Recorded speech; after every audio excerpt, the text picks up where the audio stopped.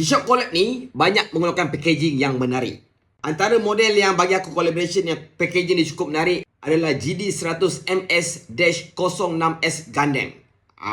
Collab ini adalah sempena dengan 35 tahun anniversary. Dia menggunakan model GD100 rilis pada tahun 2015 menggunakan BMB warna merah glossy yang cukup-cukup merecek Hawaii.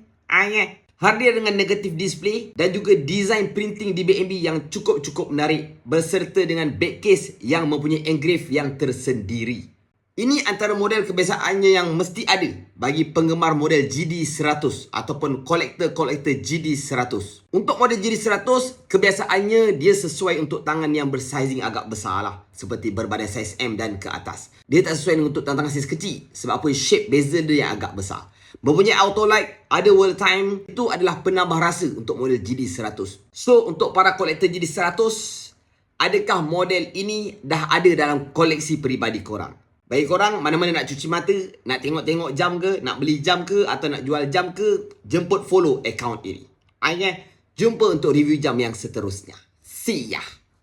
Bye-bye.